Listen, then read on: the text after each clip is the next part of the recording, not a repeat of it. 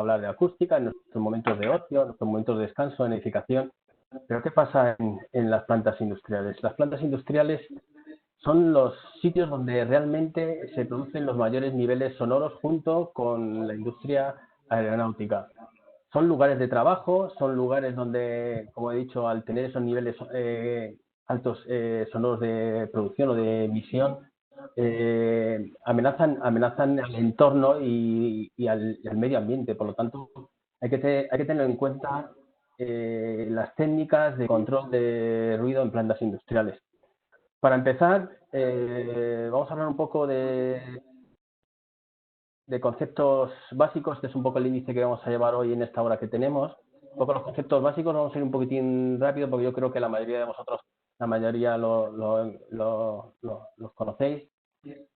¿Cuáles son las características que hay que tener en cuenta previo a la implantación de una planta industrial nueva o cuando se hace una extensión en una planta existente y se coloca una instalación nueva? Vamos a ver un poco las técnicas de control de ruido, qué tipos de control de ruido hay, y en cada una de ellas iremos viendo medidas correctoras y algunos ejemplos que hay en plantas industriales.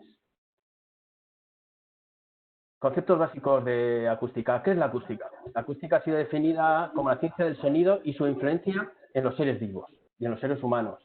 También influye en los animales y en las plantas, pero principalmente, ¿qué es la acústica? La propagación del sonido en el aire y se denomina ruido aéreo. Si esa propagación es un sólido, se denomina ruido estructural. Hay que tener en cuenta que nosotros los seres, lo que oímos es la propagación de sonido en el aire, que es una onda mecánica a través de un medio físico.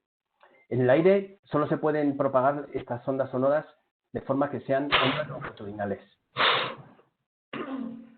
Hay que tener siempre claro que en la acústica en plantas industriales hay dos tipos de ruido. El ruido aéreo, que es el ruido que se transmite por el aire y que nos llega a nosotros. Ese ruido puede entrar dentro de las partes sólidas en los alrededores de la maquinaria o de la planta industrial y a su vez ser radiadores de ese ruido. O simplemente la máquina, movimiento mecánico, produce una serie de vibraciones que se transmiten tanto al forjado o a la estructura donde está ubicada la máquina y a su vez son superficies radiantes.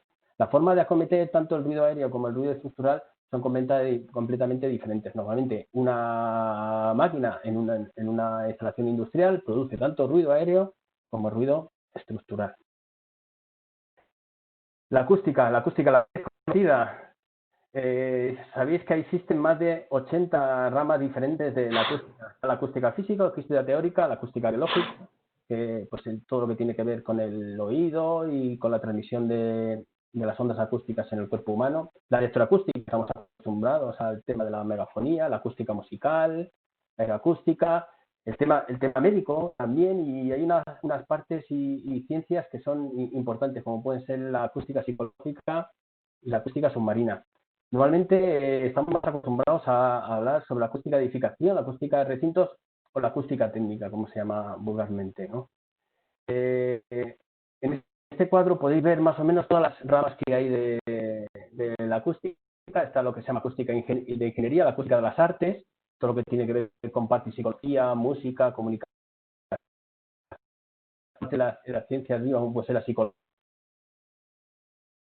e incluso la medicina para la diagnosis. Lo que es la física de la Tierra y la atmósfera, oceanografía y todo lo que podemos llamar como acústica submarina, lo que podemos hablar de ultrasonidos, ondas sísmicas y cómo es la propagación del sonido en la atmósfera. Prácticamente el control de ruido prácticamente está en una parte pequeña de lo que es el campo amplio que es la acústica. La acústica nos rodea completamente. Nosotros somos parte de ese campo. Hay que tener claro que nosotros, el oído humano percibe dos cosas, que son la sensación sonora y la frecuencia. La sensación sonora es una sensación subjetiva, depende de cada una de las personas. El ruido se puede interpretar o se puede definir como el sonido no deseado, inesperado y que a alguien le produce desagrado. Pero es necesario para que exista una sensación sonora que exista un receptor. Puede ser un micrófono y nosotros lo percibimos mediante un oído. mediante el oído. El micrófono lo que hace es de alguna forma, transformar esa energía mecánica en energía eléctrica.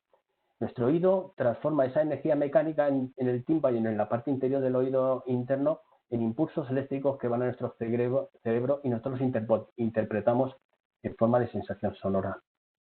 Es importante entender que nosotros percibimos dos cosas, sonoridad y frecuencia. Como podéis ver aquí en la imagen del oído, pues hay una parte exterior donde se reciben todas las ondas sonoras, lo que es el canal del oído hasta el tímpano. El tímpano es la membrana que transduce o de alguna manera cambia las ondas sonoras que van en el aire en ondas mecánicas a través de los tres huesos que son el martillo, la lenticular y el estribo, hacia el oído interno donde está la cóclea.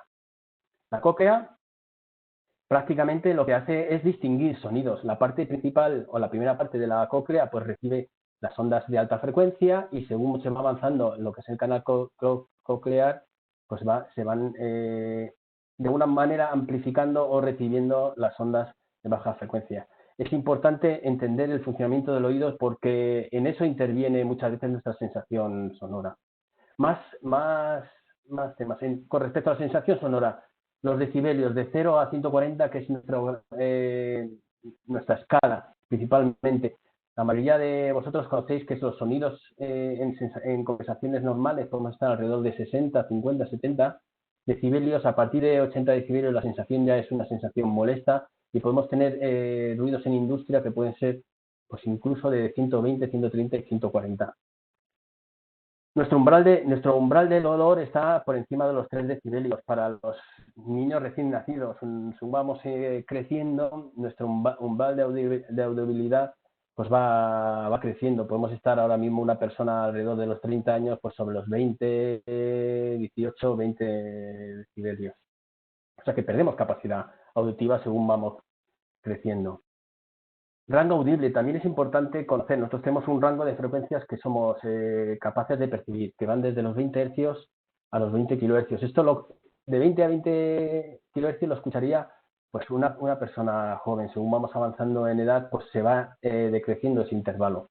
Todo lo que sea por debajo de 20 Hz es lo que denominamos infrasonidos, que pueden ser infrasonidos o los terremotos, por ejemplo, que son ondas mecánicas, y por encima de 20 Hz pues todo lo que está para aplicaciones médicas y lo que denominamos ultrasonidos. Por ejemplo, hay animales que pueden escuchar por debajo de 20 Hz y hay animales que pueden escuchar por encima de 20 kHz. Un poco para que veáis el margen de frecuencia que podemos escuchar. Yendo un poquitín más adelante con conceptos básicos, habíamos hablado antes un poco la diferencia entre ruido estructural y ruido aéreo. El ruido estructural se denomina las ondas mecánicas en cuerpos sólidos. Hay multitud de ellas, pueden ser ondas longitudinales, ondas de flexión, transversales de torsión y ondas de superficie, que principalmente son las cuasi longitudinales y las ondas de Rayleigh. El ruido aéreo se denomina aquellas ondas mecánicas que solo se transmiten en el aire y son ondas longitudinales. Podemos decir, ¿y qué diferencia existe entre las ondas transversales y las ondas longitudinales? Pues lo vamos a ver. Por ejemplo, lo que pasa es que no se anima esta presentación. Una onda transversal es aquella en que la dirección de propagación es perpendicular a la dirección de vibración.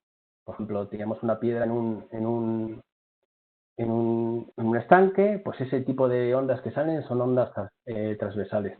Las ondas longitudinales son ondas que van en la misma dirección de la vibración que en la misma dirección de propagación. Como podéis ver aquí, pues hay una partícula que va vibrando y se va transmitiendo en la misma dirección. Lo mismo, la dirección de la vibración es la misma que la dirección de la propagación.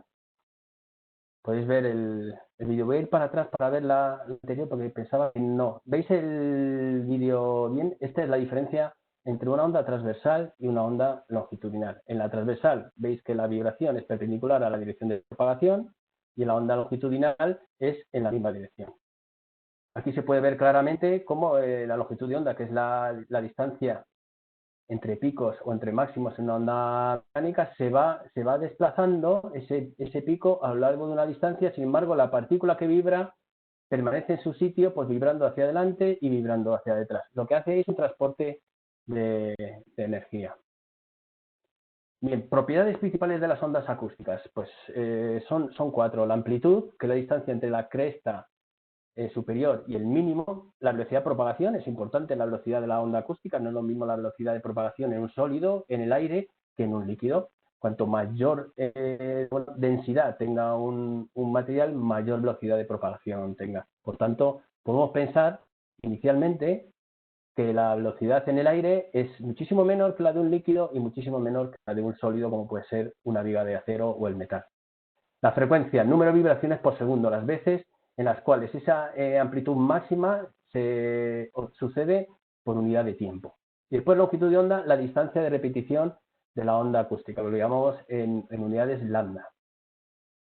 Bien, es importante conocer que las distintas ondas acústicas en diferentes medios producen diferentes velocidades de propagación. Sabéis todos el ejemplo del tren, que emite un ruido aéreo que no le llega, en este caso, al vaquero que está esperando a que llegue. Sin embargo, pone el oído en el raíl del tren y es capaz de escuchar la llegada del tren prácticamente a 2 o 3 kilómetros de distancia, pero no es capaz de distinguir o no es capaz de oír el ruido que le llega aéreo. ¿Por qué? Porque la velocidad de transmisión del ruido, en este caso por la vía del tren en medio sólido, es muchísimo más rápida que la del aire. Además, por otros temas también, porque la propagación en el aire, la atenuación en el aire es mayor que en un sólido, por ejemplo. Frecuencia y longitud de onda. Esto es importante conocer el tema de la diferencia o los parámetros que relacionan la frecuencia y la longitud de onda. Si os fijáis, estas dos ondas tienen la misma velocidad, pero sin embargo tienen diferente longitud de onda y diferente frecuencia. Por tanto, el oído humano las captará y tendrá sensaciones diferentes en ellas. Sin embargo, la velocidad de propagación de esta onda es el mismo.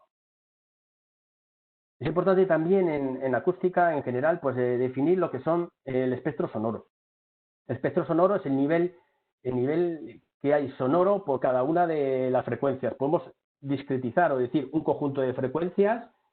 Si divido el espectro que tenemos en nuestro oído en 10 o 11 partes, pues las bandas de octava que salen se llaman bandas de octava y están delimitadas según un estándar internacional en esas que veis ahí en la izquierda, desde 31 hercios hasta 16 kilohercios. Y lo que nos da a entender es que en cada ancho de banda, o sea, de 31 a 63, siendo la frecuencia central 31, el nivel sonoro que hay en cada conjunto de frecuencias. Si eso lo hacemos en divisiones muchísimo más pequeñas, por ejemplo, dividimos la banda de octava en 3 partes, pues nos saldrá el espectro sonoro tal como aparece aquí, con 21 o 27 niveles diferentes.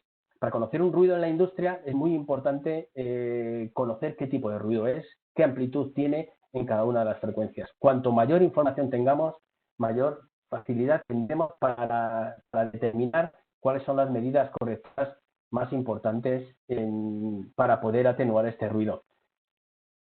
Después tenemos también el ruido banda estrecha, que lo que hace es, por frecuencia, determinar pues, el nivel sonoro en cada una de ellas, porque muchas veces muchos ruidos son ruidos impulsivos o ruidos discretizados en algunas bandas de frecuencia, y sin embargo, con las bandas de octava y los tercios de octava no podemos muchas veces diferenciar cuáles son esos niveles de ruido altos. Con todo este tipo de información, nosotros deberíamos tener más o menos caracterizado el nivel de ruido de una máquina. Como analogía, podemos decir que la diferencia entre presión sonora y potencia sonora. Aquí tenéis una analogía con respecto a lo que es un calefactor, sabemos toda la potencia que tiene y la temperatura que puede tener una habitación. Nosotros sabemos que ponemos un calefactor en una esquina, pues tenemos diferentes mediciones de temperatura en lo que son cada uno de los puntos del espacio que hay dentro de la habitación. Pues lo mismo sería con respecto a la potencia. La potencia sonora de una máquina es un número fijo. Esté donde esté, va a tener tantos vatios. O se puede determinar también en decibelios o en decibelios A. Pues tendrá 75 decibelios. Pues eso cuando se denomina en potencia es un número fijo. Después está el nivel de presión sonora que determinará el nivel que hay en cada uno de los puntos cuando esa aspiradora esté encendida.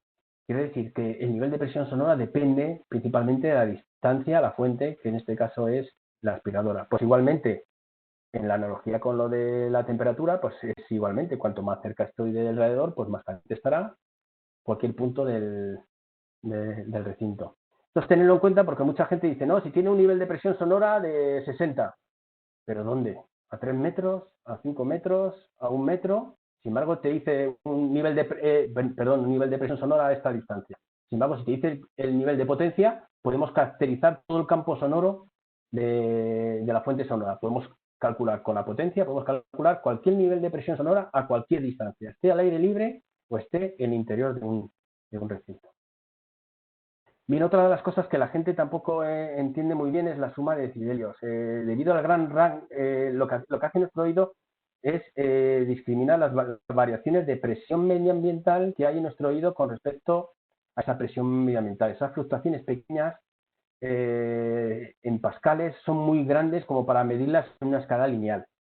¿Qué se hace? Pues se hace una escala logarítmica para poder reducir en un espectro o una tabla o unos márgenes que nosotros podamos entender los diferentes niveles sonoros. Los más bajos de 0 a 20, 30 decibelios, medios de 30 a 60, medios altos de 60 a 100 y ya muy altos a partir de 100. Aquí podéis ver y pongo una tabla donde más o menos, si tengo dos niveles de presión sonora, ¿cuál sería el nivel de presión sonora resultante? En muchos casos, si los niveles de presión sonora son muy diferentes, mayores a 10 dB entre uno y otro, prácticamente solo se oye el ruido de mayor nivel.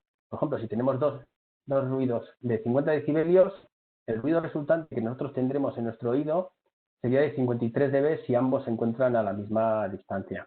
Si tenemos un ruido que nos llega a los oídos de 90 y otro de 96, la sensación que tendremos será de 97. Si tenemos 4 ruidos de 45 y nos llegan a sus oídos, pues tendremos 45 y 45, que serán 48, con otros 48 de la suma de los otros 45 y 45, 48 y 48 le sumaríamos 3, que serían 51 dB. Hay que tener en cuenta que dos ruidos del mismo nivel suman 3 decibelios. 3 decibelios es doblar el nivel de presión sonora. Si tuviéramos un ruido, por ejemplo, como viene aquí, de 60 y 70 dB, prácticamente lo que oímos es solo 70 dB. Esto es lo que se denomina, y nuestro oído discrimina lo que se llama efecto enmascaramiento por nivel sonoro. Entonces, en muchas circunstancias de nuestra vida, estamos en el salón, estamos escuchando la televisión y alguien desde la habitación nos dice, Juan José, vente. Pues si yo tengo la televisión con un nivel alto, muchísimo más alto, en 10 dB, que lo que me están avisando desde la habitación, prácticamente no escucharé. Esto es importante en acústica industrial y en general en la acústica. ¿Por qué? Porque muchas veces hacemos medidas correctoras para las fuentes sonoras más sonoras. Por ejemplo, 110, 115 decibelios, la reducimos a 85 y de repente volvemos a medir y dices, no, pues aquí hay otra fuente de 105. Estaba claro que la fuente de 115 decibelios estaba enmascarando a esa fuente sonora de 105 dB. No la escuchábamos, estábamos escuchando la grande, la de mayor nivel. Sin embargo, incluso estábamos midiendo la de mayor nivel, pero no medíamos la de menor nivel. Entonces, cuando se colocan medidas correctoras de 15, 20 o 25 decibelios que reducen el nivel sonoro de la mayor, pues al final vas a medir y dices, pues si estoy en 105, pero claro, aparece otra fuente sonora. No es que aparezca, ya estaba, lo que pasa es que éramos incapaces de distinguirla por el efecto enmascaramiento. Ahora existen nuevos equipos, como pueden ser cámaras acústicas, que por medio de intensidad nos pueden hacer o guiar más o menos cuáles son los niveles sonoros en cada uno de los puntos o fuentes sonoras. Son equipos bastante más sofisticados para poder detectar dónde están las fuentes sonoras en una planta industrial. Bien, otra cosa que la gente tampoco ve es la diferencia entre eco y reverberación. Y todo depende del intervalo de tiempo que llegue a nuestro oído. Nuestro oído integra todos los sonidos con un tiempo medio de integración de 200 milisegundos, dependiendo de cada una de las frecuencias. Pues igual que nuestro ojo humano cuando ve la televisión. Entonces, si ese tiempo intervalo es mayor, dependiendo de la frecuencia, a 200 milisegundos, escucharemos el eco, que es lo típico que escuchamos en las montañas o al aire libre cuando practicamos senderismo. ¿Por qué? Porque hay mucha diferencia entre el primer sonido y el siguiente que escuchamos. Y lo que es la reverberación, cuando ese tiempo intervalo es pequeño, pues nuestro oído no es capaz de diferenciar ese intervalo de tiempo y nosotros escuchamos lo que se denomina reverberación. Todos hemos tenido circunstancias en las que hemos sentido la reverberación cuando hemos entrado en un piso vacío y notamos que esa sensación de que rebota todo dentro de la habitación. Eso se llama reverberación, no se llama eco. Es es por un poco comparar la diferencia entre eco y reverberación.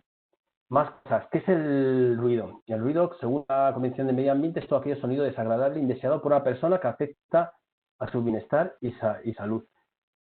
Depende de la cantidad de sonido y de la actitud de personas. Podemos poner un ejemplo. El sonido de una Harley Davidson para un motero puede ser un sonido muy agradable y sin embargo para una ancianita pues puede ser un sonido pues bastante desagradable.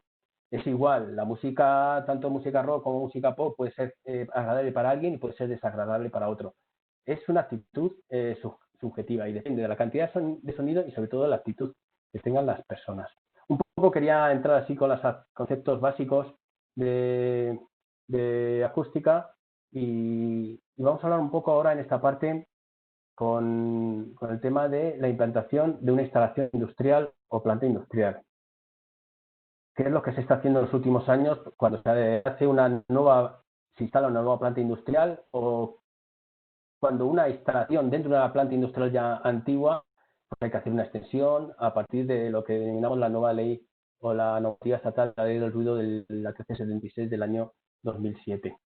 Hay principalmente en industria, hay dos normativas importantes, que son la ley del ruido y después la normativa de protección al ruido de los trabajadores, que es el RD 286. Esto hay que tenerlo siempre en cuenta cuando se implanta una industria y cuando se pone o se amplía una instalación industrial dentro de una planta industrial.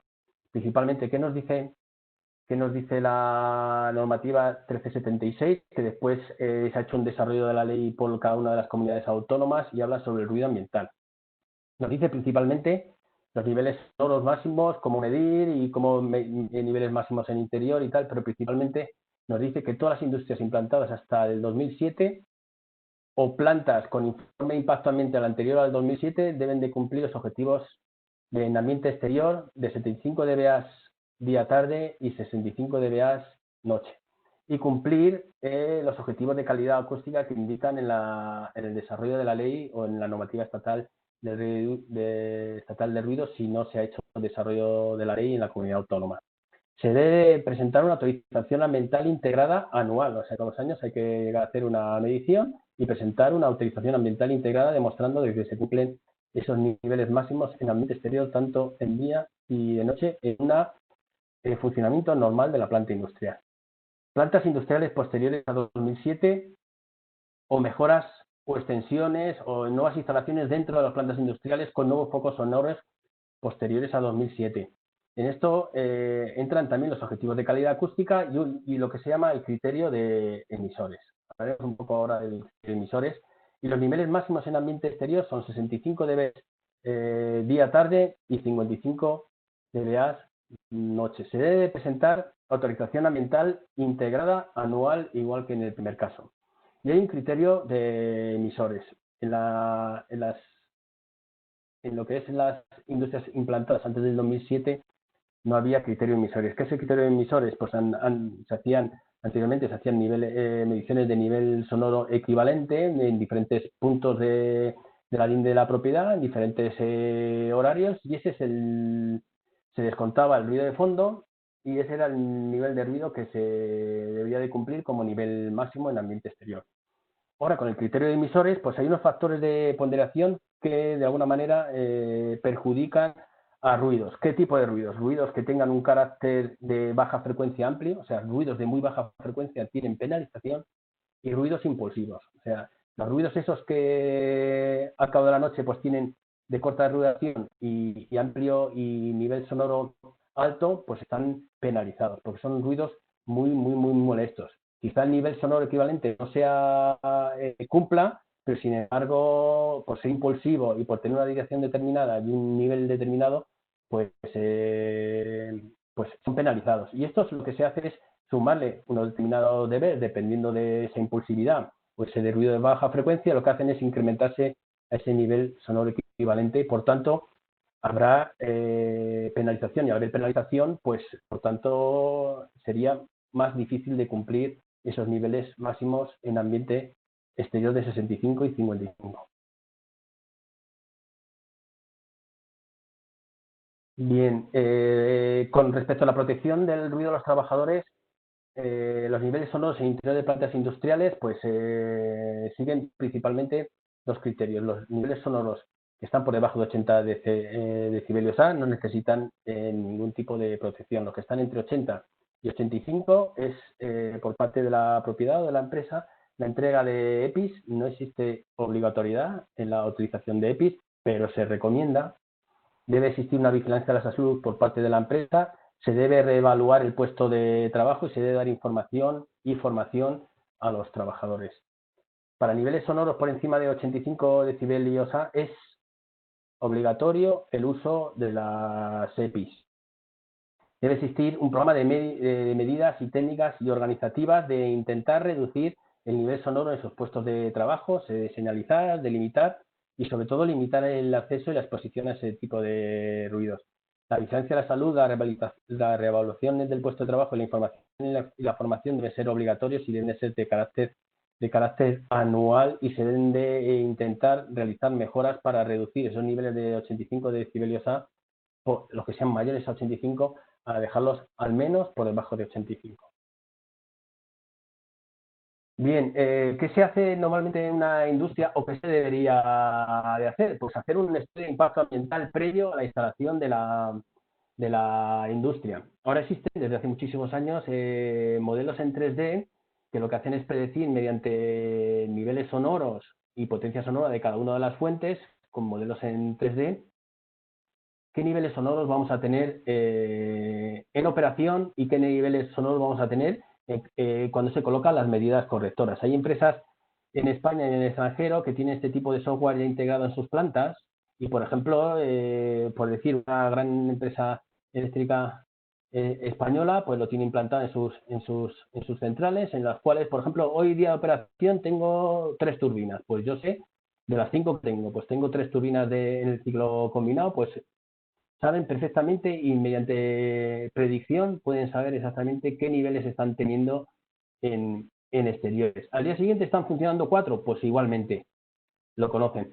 Normalmente, pues estos estudios de impacto medioambiental en fase de proyecto, existe lo que se llama el estudio preoperacional sin medidas acústicas y el estudio postoperacional, en el cual se incluyen todas las medidas acústicas y medidas correctoras para cumplir la legislación estatal en cada uno de los países en los cuales esta empresa se va a implantar.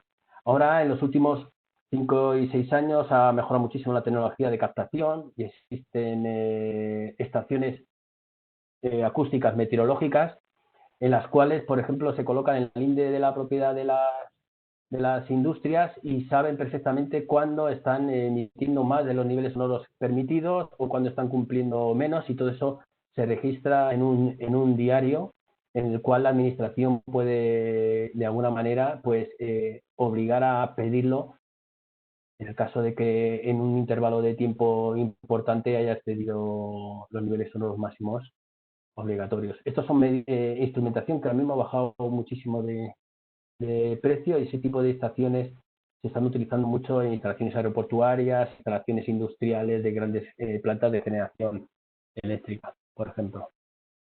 ¿Qué se hace en este tipo cuando se implanta una industria? Pues lo primero, determinar cuáles son las fuentes sonoras que voy a tener en mi industria. Puedo tener una chimenea, un sistema de ventilación de entrada, un sistema de ventilación de salida, válvulas,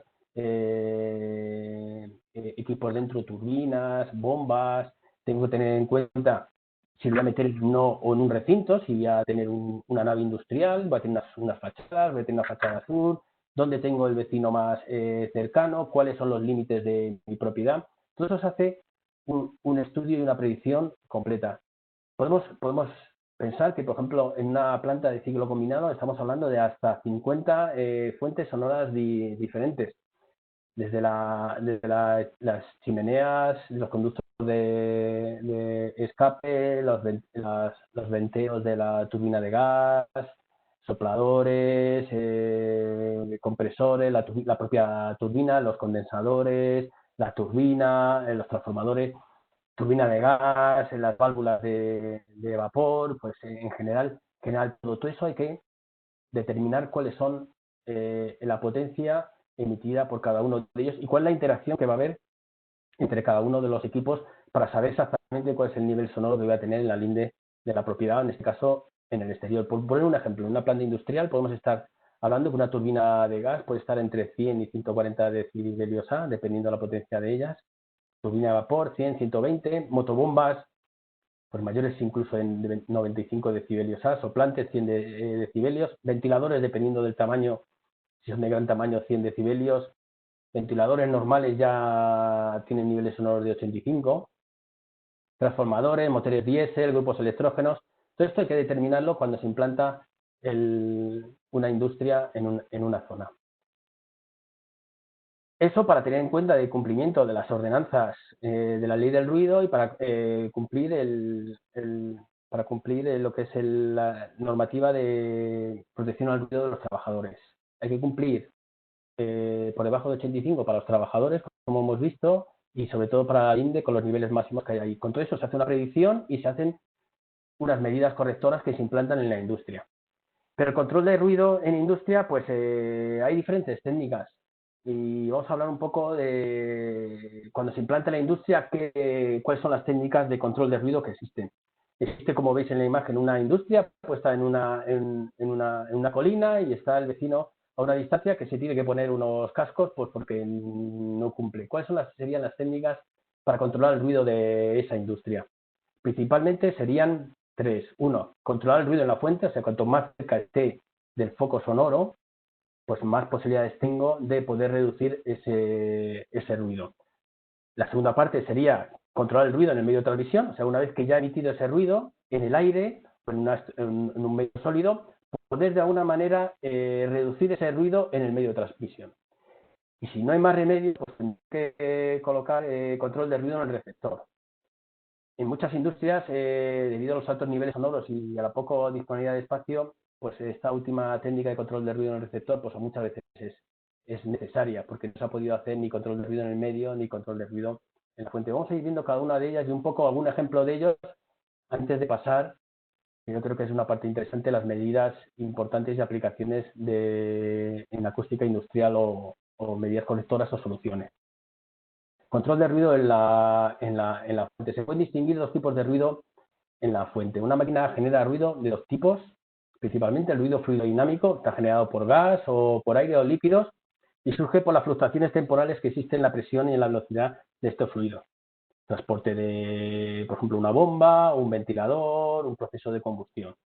Y después está el ruido mecánico. Este ruido es causado por las vibraciones del movimiento de los componentes de esa máquina. Por ejemplo, un ventilador, aparte del ruido fluidodinámico, que es el ruido que produce las aspas en contacto con el aire, pues los propios rodamientos del motor, el contacto con el eje y el contacto con las palas, pues produce un ruido mecánico. Y ese ruido mecánico también hay que tenerlo en cuenta. Por tanto, normalmente la mayoría de las máquinas o equipamientos que hay en industria tienen estos dos tipos de ruido, el ruido fluidodinámico y el ruido mecánico.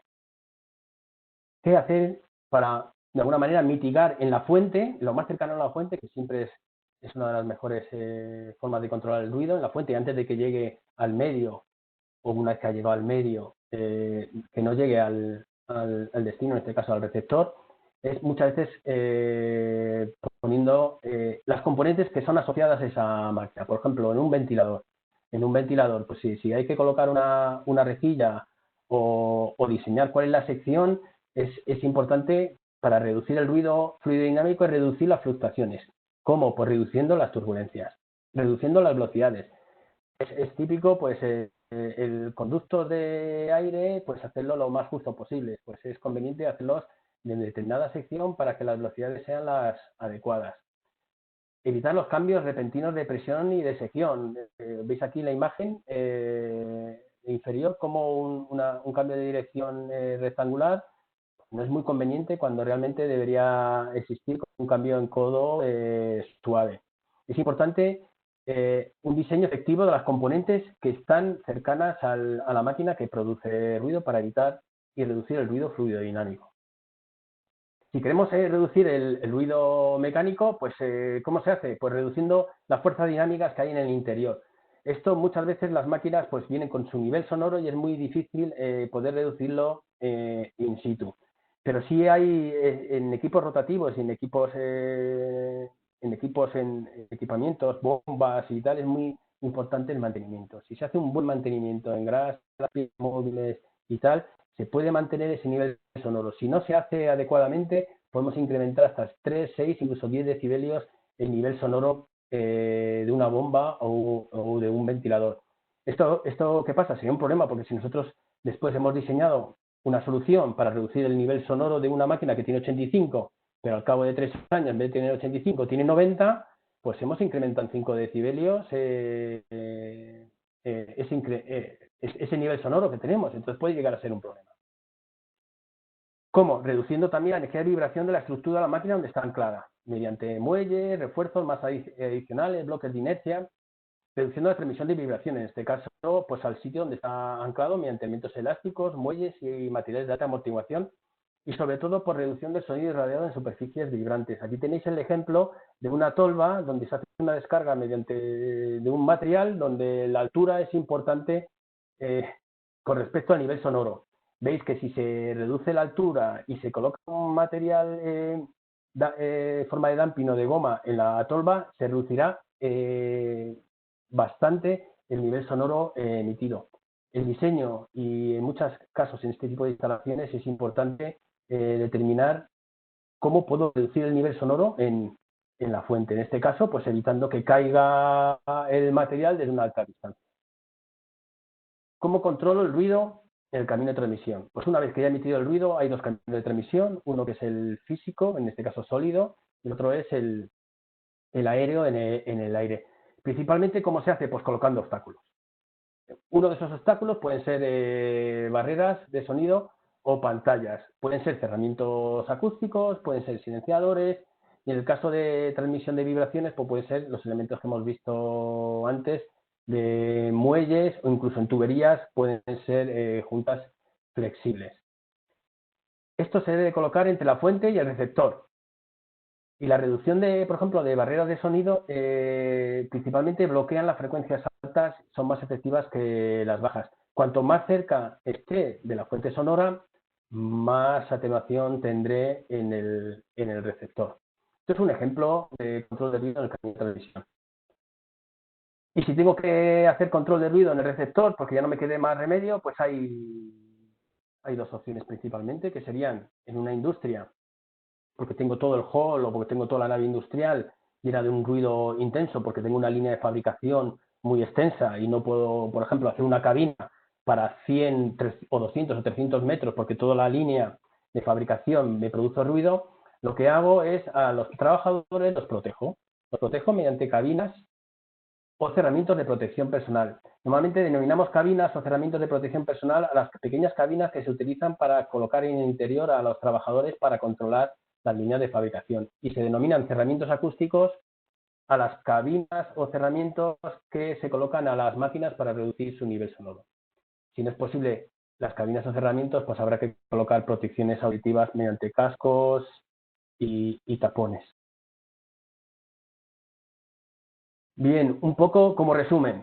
Control de ruido en instalaciones industriales. ¿Cuáles son los tres caminos? Pues serían, perdón.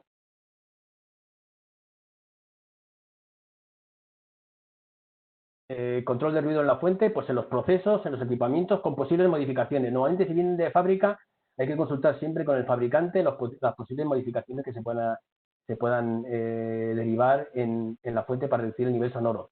Es importante el mantenimiento. Aunque sea mantener el nivel sonoro de la fuente. Muchos fabricantes cada vez están más concienciados en que sus equipos serán comprados más fácilmente por una industria si tienen niveles sonoros más bajos comparados con los de la competencia y si tienen las mismas calidades, prestaciones que debe tener esa máquina. Control en el medio de transmisión, pues podemos tener amortiguadores para el ruido estructural y suelos flotantes, y ruido aéreo para el fluido dinámico, como hemos visto, cambios en las secciones o en los componentes que están cercanos a la máquina, encapsulados o cabinas, tratamientos absorbentes, pantallas y divisorios que podrían ser las pantallas acústicas. Y después en control de la recepción, pues particiones, protecciones personales como pueden ser las protecciones auditivas y cabinas de personal. Un poco como hemos visto los tipos de control de ruido en instalaciones industriales, vamos a ver cuáles son las principales medidas correctoras que existen en instalaciones industriales. Vamos a empezar un poco por la edificación industrial.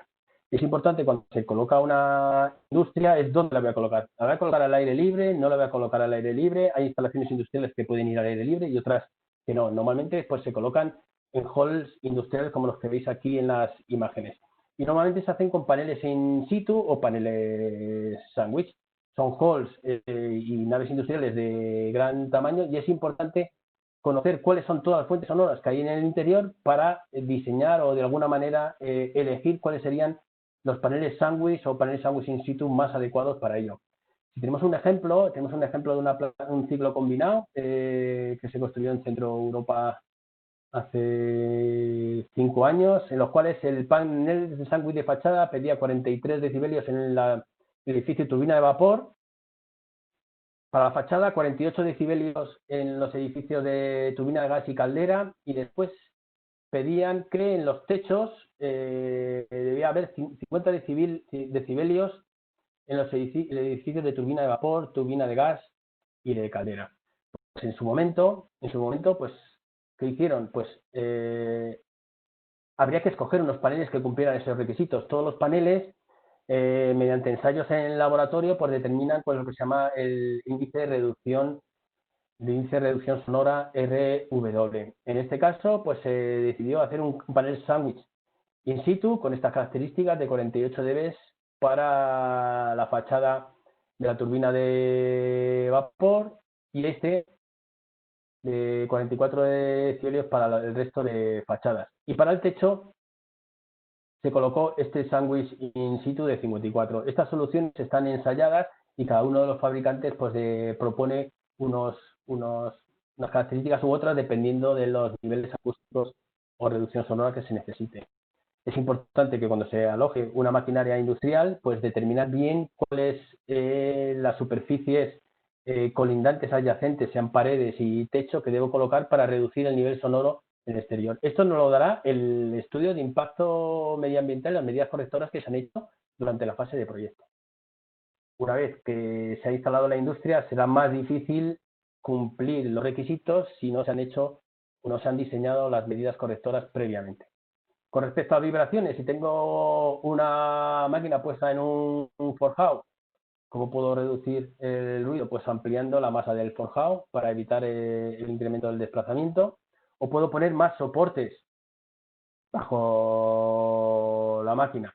Hombre, ambas son soluciones muy caras. Lo ideal es haber diseñado previamente una bancada y un suelo flotante y haber diseñado los amortiguadores adecuados a ella.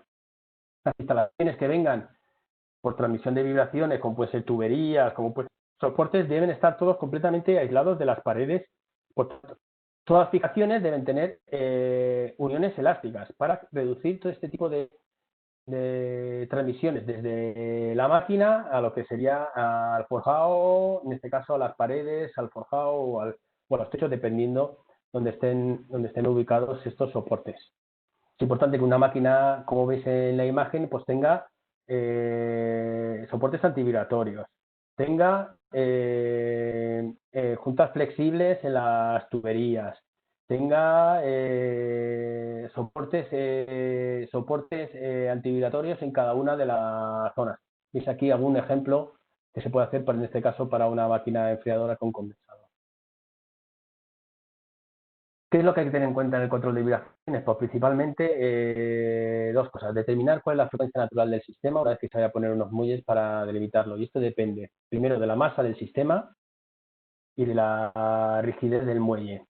Esto nos determinará una deflexión o un desplazamiento que es el que nos dará la frecuencia natural.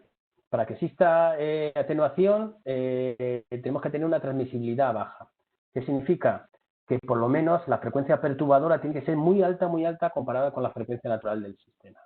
Si tenemos por lo menos que la frecuencia perturbadora sea 3 veces la frecuencia natural del sistema, tendremos prácticamente el 90% de la, 90% de la atenuación. O sea, tendremos una transmisibilidad de vibraciones del 10%. Esto ya es un diseño de una vibración de un sistema antivibratorio bastante bueno. Se pueden conseguir mejores del 96 y del 98, en el 8%. Y todo lo que queda de restos es residual, que prácticamente no se nota para el cuerpo humano y no tiene aplicaciones o no tiene, de alguna manera, incrementa el nivel de ruido en otras estancias cercanas. Como control de vibraciones, antivibratorios hay de muchos tipos, de goma, de caucho, diferentes motivos para poner en las patas de las máquinas, con 2, 3 muelles, todos dependiendo del peso que demanda soportar. Es importante cuando se diseñan los sistemas antivibratorios, pues determinar primero el centro de masas del sistema. Muchas veces se colocan los muelles iguales cuando realmente el centro de masas del sistema está a lo mejor desplazado y hay que tenerlo en cuenta. Es siempre importante conocer los aspectos técnicos y la masa del sistema y hacer un reparto de cargas importante. Normalmente los muelles metálicos suelen tener frecuencias de resonancia de 2 a 3 hercios, los cauchos en cilindros de 5 a 8, caucho en las sombrillas 8 a 12 y las lanas minerales para suelos flotantes entre 30 y 90 hercios. Podéis ver aquí algunos ejemplos, hay sistemas de ventilación con un ventilador, con los sistemas antivibratorios suspendidos del techo, lo mismo para los conductos, una máquina soportada en una bancada de inercia, que lo que hace es incrementar la masa del sistema, por tanto el desplazamiento es muchísimo menor y por tanto las vibraciones son menores. Tuberías con flexibles para evitar la transmisión de vibraciones desde la máquina a través de las tuberías de transmisión de fluidos. Muchísimas soluciones. También el montaje antivibratorio y suelos flotantes es importante. Ves en la foto de la izquierda inferior cómo es en una planta, en una edificación donde se van a colocar diferentes máquinas, como se está poniendo un suelo flotante con diferentes parcelaciones para diferentes máquinas. Normalmente se suele poner un material elástico y después una bancada de hormigón, todo esto estudiado con el elemento antivibratorio que se vaya a colocar, la perfilería y la máquina, todo en un mismo sistema. Se va a determinar cuáles serían las frecuencias naturales del sistema para que después no nos llevemos sorpresas de transmisión de vibraciones. Se puede hacer o demasiado blandas o demasiado duras. Quiere decir que puede en algunos casos no funcionar y por tanto ser muy rígido y transmitir todas las vibraciones si no lo hemos calculado bien, o si es demasiado blando, por producir desequilibrio de la máquina, que produzca mayor rozamiento en la máquina y la durabilidad de la máquina, pues en vez de durar 20 años nos va a durar 8 o 9 porque produce desequilibrio. Esto con respecto a vibraciones.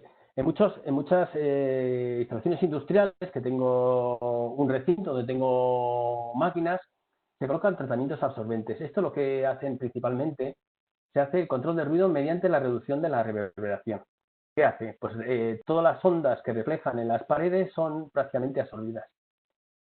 La reducción o la atenuación que se puede conseguir en algún puesto de trabajo o en algún punto determinado puede llegar hasta los 6, 8, 9 decibelios, pero no evita la onda directa. Si yo estoy al lado de una máquina, tendré el ruido directo de la máquina, pero lo que me quita los tratamientos absorbentes sería el ruido que rebota de la máquina contra el techo, me viene a mi oído, o que rebota contra la pared y me vuelve. Evito la reverberación y por tanto reduzco el nivel sonoro medio de la sala, pero no evito el ruido directo de la máquina. ¿Cómo se hace? Pues reduciendo la reverberación. Pues lo que hago es calcular cuál sería la superficie de área equivalente antes del tratamiento, la superficie de absorción equivalente después del tratamiento absorbente, y mediante esta fórmula sencilla puedo calcular la atenuación media que puedo tener en un punto determinado. Hay programas de simulación acústica donde realmente nos puede decir, pues en este punto vas a bajar 2, en este punto 3, en este punto 4, pero esta expresión nos puede dar una media de cuál sería la atenuación media que puedo tener en la sala debido a la reducción de la reverberación. En instalaciones industriales se colocan normalmente tratamientos absorbentes con un carácter más industrial.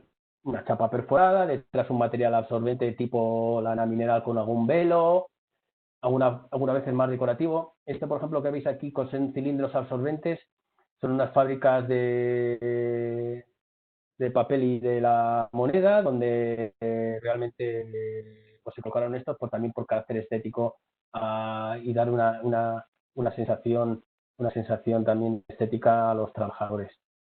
Hemos hablado antes de las pantallas acústicas y de las barreras. Hemos dicho que cuanto más cerca esté la barrera de la máquina, más atenuación producirá. Esto lo podemos... Anteproyecto de la Ley de Impulso para la Sostenibilidad del Territorio de Andalucía. Hay que ponerlo entre la fuente sonora y el receptor. Podemos colocar pantallas en el interior y pantallas en el exterior. Realmente lo que depende de la atenuación es de la diferencia de distancias que hay entre el emisor, la parte superior de la pantalla, y desde la parte superior de la pantalla al receptor, y la distancia directa que hay entre ellos, que pone aquí D. Eso se mete en unos diagramas y depende del número de Fresnel, nos dará una atenuación determinada. No suelen ser las pantallas o barreras acústicas muy atenuantes, o sea, más de 10 o 11 decibelios en el mejor de los casos no van a tener. Si pongo una pantalla en el interior, al menos el ángulo de difracción debe ser mayor de 30 grados, tiene que tener una masa mínima de 20 kilogramos por metro cuadrado, porque si no el ruido atravesaría la pantalla y tendría ruido directo a través de la pantalla, que es indeseable. Y por lo menos, al menos, tener una distancia por encima del receptor, que en este caso para apantallamientos en interior. Muchas veces hay que combinar soluciones, no solo soluciones de tratamiento absorbente, soluciones de silenciadores, cerramientos, sino apantallamientos y absorción. En este caso, como podéis ver, pues en el primer caso se ha puesto una pantalla a la máquina, vale, no recibe el ruido directo, pero recibe toda la reverberación. En el segundo caso de la derecha, pues he puesto tratamiento absorbente, reduzco la reverberación, pero tengo sonido directo. Pues en muchos casos hay que hacer tratamientos mixtos, apantallamientos, en este caso tratamiento absorbente para reducir al mínimo el nivel sonoro que le llega en este caso al trabajador. Esto en interiores. En exteriores, pues el sistema de poner pantallas en exteriores o barreras acústicas es muchísimo más complejo, porque depende de muchísimos factores. Depende de la climatología, depende de la rugosidad del terreno, depende del tipo de ruido, de la transitoriedad de ese ruido. Por ejemplo, ruidos de carreteras, pues es un ruido muy transitorio, y el ruido de fricción de los neumáticos igual, para tener en cuenta, por ejemplo, si es una vía del tren o un tren, pues igualmente. Y en una industria, aunque esté más acotado el ruido, dependiendo de la eficiencia que tengan o del régimen de funcionamiento de la máquina, está al 80, tiene un nivel de ruido, y si está al 60% de funcionamiento, pues tiene otro nivel de ruido. Normalmente las pantallas se colocan cuando no hay otro más remedio, porque ya se ha hecho una instalación y realmente pues es muy difícil ya atacar tanto al medio a la fuente de origen, o porque se han instalado viviendas muy cercanas en zonas donde industrialmente estaban ya ubicadas. Vamos a ver algún ejemplo. Como podéis ver, centrales de ciclo combinado con pantallas de cristal, puede haber de cristal, metálicas, de hormigón, las pantallas de carreteras, y podéis ver aquí un ejemplo de una central de ciclo abierto en Sudamérica, donde realmente hay unas turbinas que ya estaban emplazadas, y realmente ha habido una serie de casas que han ido llegando a las cercanías, y después de 20 años pues han tenido que colocar una pantalla acústica de estas dimensiones. Estamos hablando de una pantalla acústica de unos 8 metros de altura. Ha producido reducción de ruido en los alrededores, pero prácticamente esa reducción de ruido en la zona de los alrededores ha sido de 8 o 10 decibelios comparado con el ruido original que tenían. Son actuaciones que tienen que ir haciendo pues dependiendo de los niveles sonoros que tengamos. Entonces, un ejemplo. Silenciadores. Silenciadores hay... ¿Qué es un silenciador? Un silenciador es aquel dispositivo que deja pasar un fluido, puede ser líquido o gas, pero no deja pasar el ruido o atenúa el ruido. Los hay de diferentes tipos. Principalmente hay dos: los pasivos o de absorción y los reactivos. Los pasivos de absorción, que son los como el que veis en las imágenes, están determinados de forma rectangular por una media de paneles absorbentes, en los cuales, según va pasando la onda sonora, en este caso el flujo del aire o del líquido, pues se va absorbiendo. Y depende de la distancia entre paneles, la longitud del silenciador y la absorción mediante un tipo de ecuaciones que el señor Beranek pues predijo en su momento matemáticamente. Después están los reactivos. Se produce disipación de energía por cambio de sección. Esto es como si fuera un filtro paso bajo. Son silenciadores que están sintonizados a unas determinadas frecuencias. Podemos tener los silenciadores de nuestros vehículos. Estos son silenciadores reactivos que están de alguna manera sintonizados a la frecuencia o las revoluciones por minuto que tiene el motor. Tienen diferentes cámaras. Lo que hacen es que ese cambio de sección produce reflexión en la onda sonora y por tanto vuelve el sonido para atrás y no sale por el tubo de escape. Y depende principalmente de una relación entre las secciones, entre la sección mínima y la sección máxima, simplemente por cambio de sección. Existen otros silenciadores industriales, como pueden ser los silenciadores de venteo, los silenciadores de descarga de vapor, y utilizan sistemas muy mixtos, tanto reactivos como de absorción, incluso algunos sistemas de, como puedo decir, de relajación de la presión. Por ejemplo, silenciadores de descarga de vapor que realmente producen niveles sonoros de 130 a 140, donde hay vapor a muy alta presión y tengo que descargarlo a la atmósfera, lo primero que tengo que hacer es soliviantar o de alguna manera relajar esa presión, reducir esa presión. Por la primera parte del silenciador lo que hay es un aliviador de esa presión y posteriormente habrá un sistema de absorción o un sistema de reactivo del silenciador para que una vez que ya he relajado la presión del vapor sea más o menos cercana a la presión ambiente, pueda reducir el ruido. Podéis ver aquí algunas fotos de silenciadores de grandes dimensiones, silenciadores para ventilación de maquinaria, silenciadores para chimeneas, para salida de escape de gases de turbinas y los tamaños que pueden tener los silenciadores industriales. Este, por ejemplo, que estáis viendo aquí, pues tiene unas dimensiones prácticamente de 3,5 por 3,5 por unos 5 metros de altura, fabricados en acero inoxidable. Hay que hablar que en los silenciadores depende el diseño del silenciador mucho de las características del fluido y del ruido. No es lo mismo un aire o un gas de combustión a 500 grados que un silenciador de ventilación para un sistema de aire acondicionado que va a 20 grados, 15 grados o para una extracción de aire que va a 60 grados. Tanto la carcasa como el diseño de las diferentes partes de los paneles absorbentes, incluso el material que está dentro absorbente de este tipo de lanas minerales, pues tienen que tener resistencia a esas altas temperaturas. Es importante diseñar un silenciador solo para la aplicación en el que va a funcionar. Cerramientos acústicos. Esto es prácticamente la solución básica cuando no hay más remedio de encapsular una máquina que produce muchísimo ruido. Se pueden hacer con cerramientos sin ventilación forzada porque la maquinaria que hay adentro no disipe calor y por tanto no sea necesario, o sea necesario colocar una ventilación forzada. ¿Por qué? Porque la máquina tiene en el interior, disipa calor y es necesario evacuar ese calor para que la máquina no se sobrecaliente y por tanto tenga problemas de funcionamiento. Es importante en un cerramiento acústico tener muchísimos parámetros en cuenta. ¿Cuáles son el nivel de ruido de la máquina? ¿Cuáles son los niveles de potencia o nivel de presión sonora que tengo? ¿Cuáles son los niveles de ruido que tengo que garantizar a una distancia determinada del cerramiento?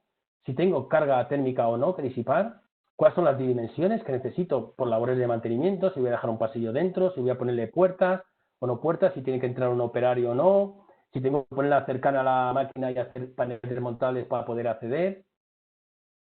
Si es interior o en exteriores, porque el tema del agua, el estanque del agua es importante, y después accesorios como pueden ser pinturas y visores acústicos y sistemas de control de ventilación e iluminación. Y en muchos casos estas maquinarias pues van en zonas ATES y es necesario dotarlas de sistemas de detección y extinción de CO2, sea por espuma o sea por CO2.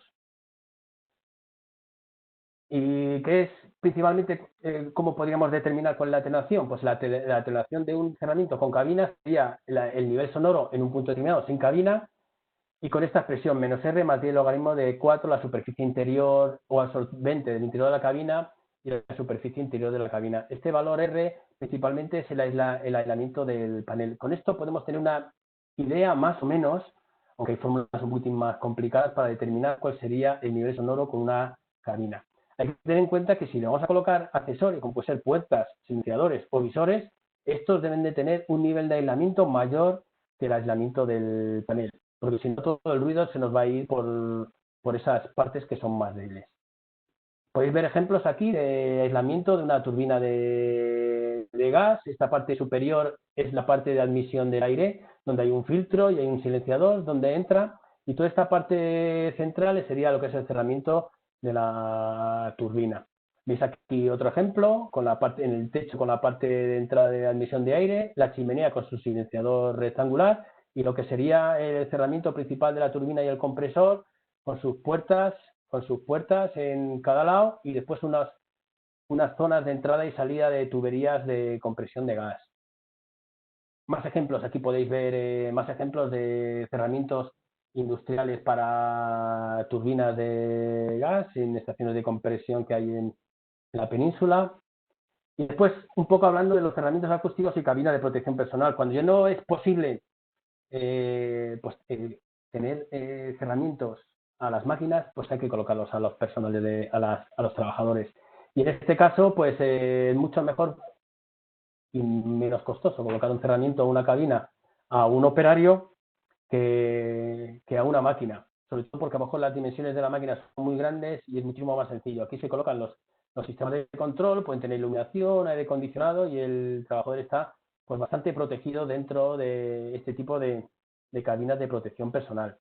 Veis aquí en esta imagen, o veis una más pequeña que esta es para una siderúrgica, donde realmente tiene que estar cerca de una zona de alta temperatura, donde realmente solo podía estar un operario y realmente pues veis que tiene bastante visión con los visores y es una cabina pequeña dotada de aire acondicionado y dentro irá los paneles de control.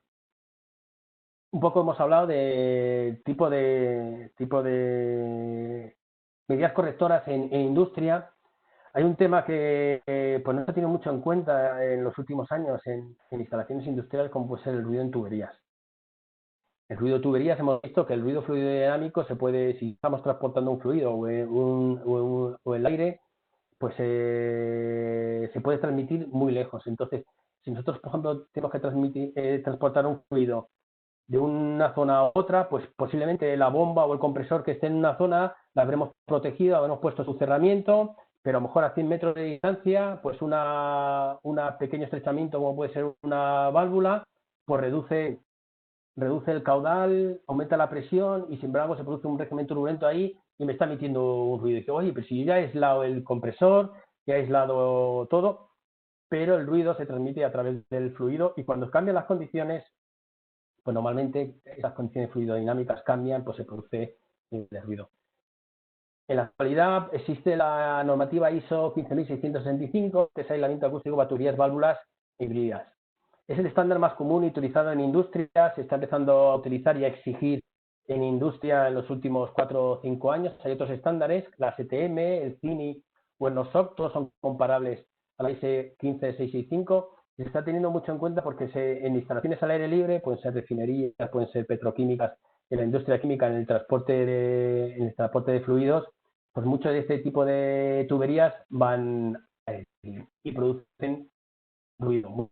Es imposible encerrarlas en un cerramiento acústico todas porque hay que hacer labores de mantenimiento.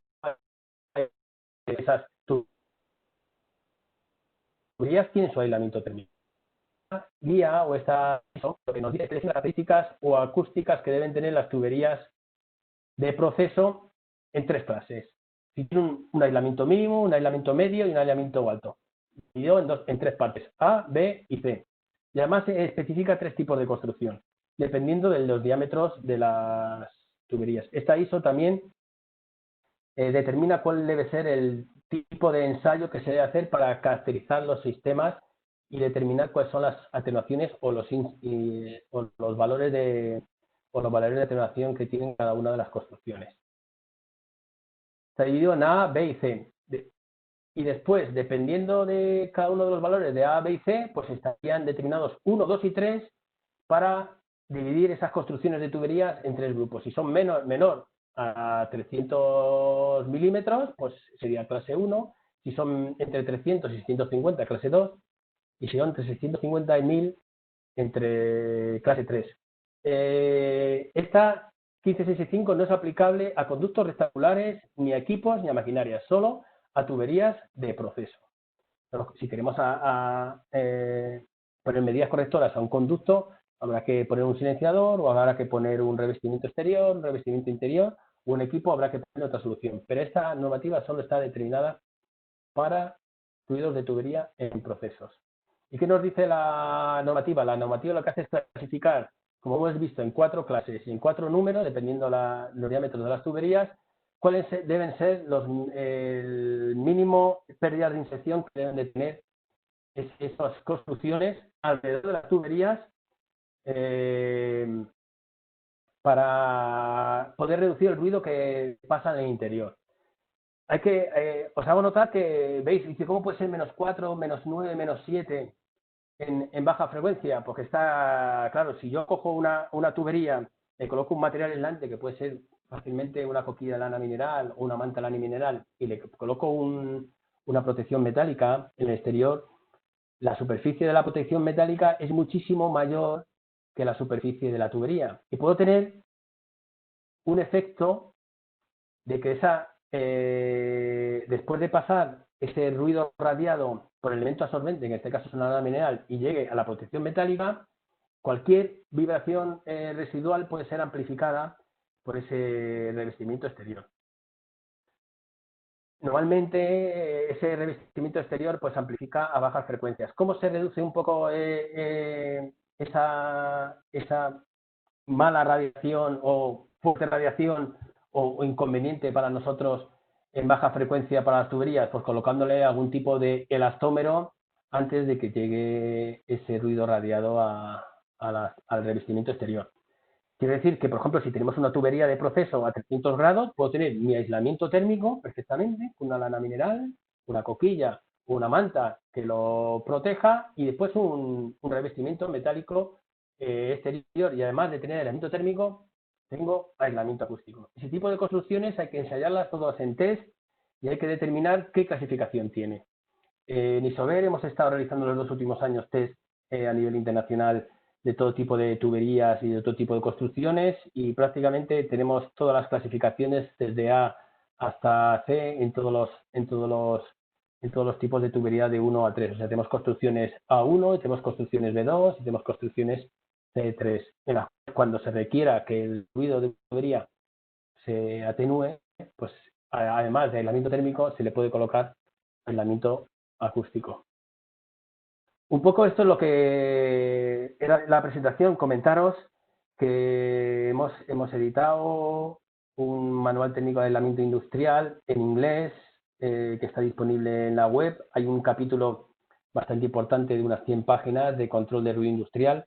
Todo lo que he hablado pues con muchísimo más detalle, con fórmulas, de alguna manera el tema de los silenciadores con más detalle, los cerramientos igual con más detalle. Hay una parte importante de control de ruido industrial, las otras partes son de aislamiento térmico y eficiencia energética. Lo podéis descargar de la web, son más o menos 300 páginas, está en inglés y estamos ahora mismo en periodo de traducirlo en castellano. Yo creo que en breve, en un par de meses, lo podréis tener disponible en la web en castellano. Y por mi parte, esto es todo. Agradeceros a vosotros la atención. Si existen alguna preguntas o tal, aquí tenéis mi correo electrónico por si tenéis alguna duda o tal más adelante poder consultar algún tema de esto, y agradecer al Colegio de Ingenieros la oportunidad de tener esta charla y esta presentación, aunque ha sido muy resumida, de acústica en plantas industriales. No t'ho curo així. Marquem aquest sector d'aquí, però tenim que marcar. Señora Horta, damos paso a la señora Llosas, que tiene una consulta para realizar. Muchas gracias. Hola, buenos días. Buenos días. Bueno, mira, una consulta que no sé. Hace años yo me encontré con esta situación. 2 naves que tenía aisladas, ¿Sí? y una de las cuales tenía un tipo de fabricación por impactos de cajas, de hierro, no sé qué era. ¿Sí? Y la nave que nos dijo que fuéramos, ella tenía toda una oficina y era de transporte. Entonces, la nave de la oficina recibía vibraciones, en cambio la del lado, que tenían todas las máquinas bancadas de antivibratorias, ellos no notaban nada. Entonces aquí... Sí, en la propia nave no notaban nada, pero sin embargo la del lado sí, ¿no? Exacto. Que yo lo que le dije es, digo, yo entiendo que aquí va a haber algún tipo de fenómeno de coincidencia de la estructura con alguna vibración que aún pasa y que aquella nave no tiene. En principio debe haber algún puente acústico que eso no se nota en la propia zona de emisión de ruido, pero sí se nota en la zona de emisión, en la zona de recepción. Habría que determinar mediante acelerómetros cuál sería la amplitud de esa vibración y determinar el camino de propagación y de alguna manera de solidarizar ambas zonas. Puede haber forjados comunes, nunca se puede saber si son naves cercanas, si durante la excavación y durante los trabajos de obra civil hay alguna fundación o algunos conocimientos en los cuales puede haber transmisión. Pero eso se puede determinar fácilmente con cualquier empresa de ingeniería acústica que tenga control, que conozca vibraciones y que tenga mediciones por acelerómetros, puede determinar cuál es el camino y poder solucionarlo. Muchas veces no es posible solucionarlo porque no se encuentra a simple vista. Quiero decir que puede existir esa fundación, esos cimientos, y como son comunes, pues puede haber algún camino de propagación que no se haya determinado. Vale. Bueno, entonces se tendría que hacer solución tanto en la nave emisora como también en la receptora. Hombre, lo lógico, la responsabilidad es de si son usuarios distintos, si son propiedades distintas, la responsabilidad es del emisor.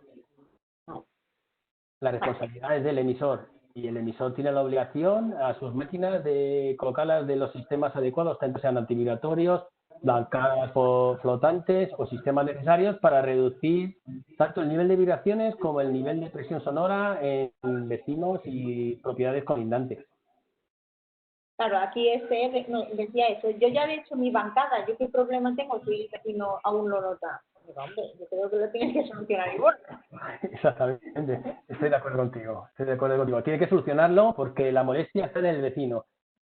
Y las medidas correctoras que ha colocado son insuficientes como para reducir el nivel de vibración. Ahora bien, si el nivel de vibración está dentro de los límites que marca la normativa, el usuario del receptor tendrá que, por muy sensible que sea, tendrá que, decirlo de manera, aguantarse. Si está dentro de los límites máximos de la normativa. Si no está, pues deberá cumplir, el emisor deberá hacer sus medidas correctoras para reducir esos niveles de vibración, hasta cumplir normativa. En la normativa indican qué niveles de vibración se deben de cumplir en recintos adyacentes cuando hay máquinas de emisión de vibraciones.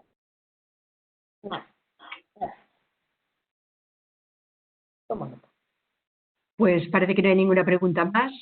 Solo nos queda agradecerle al señor Horta y a Isover la colaboración en estas jornadas de acústica y desearos a todos muy buenas tardes. Gracias. Gracias a todos y un saludo. Un saludo.